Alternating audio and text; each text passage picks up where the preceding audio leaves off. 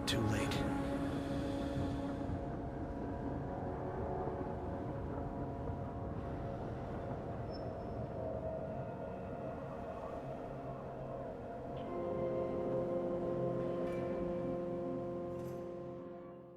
Hi, I'm Rob Cram, and today we're taking a look at Cyanide Studios' stealth game, Styx Master of Shadows, which is available now on Xbox One, PS4 and PC.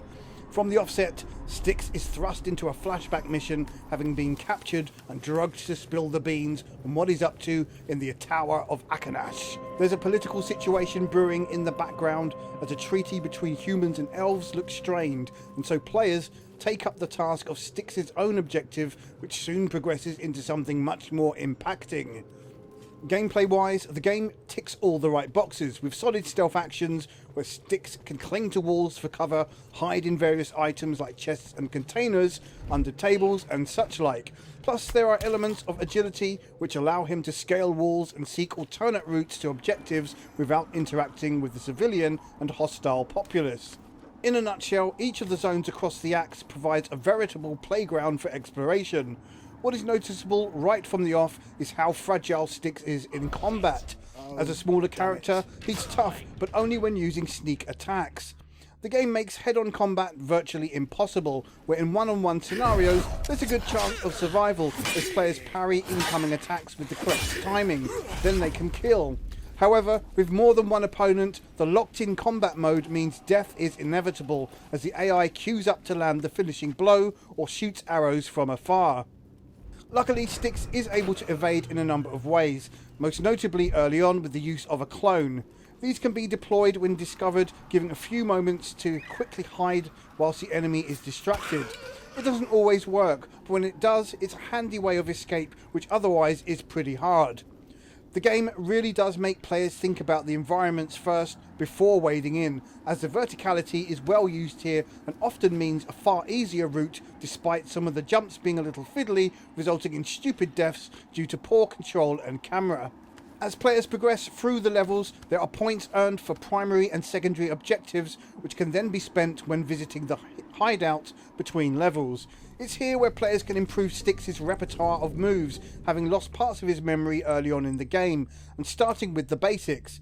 There's some neat additions which make Styx more formidable from within the shadows, with things like corner, aerial kills, and extra visual senses to spot hidden items and hiding places. The biggest and most useful tool is becoming invisible, which makes some of the tougher moments less problematic. There's even an upgrade for permanent invisibility whilst remaining still, which further evens the odds. That said, it's not a permanent skill to be abused, as the game limits use by requiring scarce amber, which can be pickpocketed from guards or found in containers. In this regard, the game is fairly balanced, despite being quite unforgiving when spotted. In terms of looks, the biggest problem with the game is a lack of diversity in its environments. Aside from a few moments where there's an extended view outside of the tower, the interiors are mostly dingy and dull, which makes for uninspiring levels. Whilst the design is of a high standard, offering multiple paths, the visual quality is simply not that great due to a focus on the interior locations. The game does play smoothly and features reasonable AI, but again, there's a lack of detail when it comes to the repeated character models and animations of the enemy. The audio remains of a good quality, although there's a lot of gruff voices which at times makes it hard to tell who is speaking, as some characters sound too similar. Styx is voiced reasonably well, but changes tone far too frequently to be consistent. This isn't too much of an issue during gameplay, but does detract a little. Luckily, there's some good ambient music to drive the sneaky moments forwards, but is let down by repeated phrases from the patrolling guards, if lingering in an area for too long. Gamers will get a fair number of hours from the game, with the option to replay the levels once completed at any time at the hideout. It's here where players can return to look for hidden items, complete missed secondary objectives for extra points, or take up the challenge of doing a no-kill or no-detection run. Luckily, the game can be manually saved at any time, making these additional challenges easier to obtain. A tougher difficulty exists for purists, which adds even more frustration into the mix, if you're prone to liking a bit of punishment.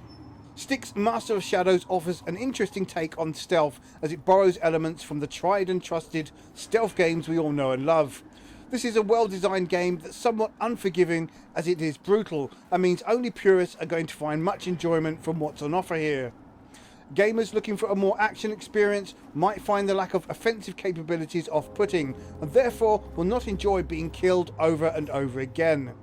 There's lots to explore here amongst methodical and slick movements, which is only really marred by a lack of overall ambition with the play areas, which are simply too uninspiring to be memorable. For the price, this is worth a look, but only if you're a fan of stealth. Styx Master of Shadows scores 7 out of 10. I'm Cram, thanks for watching.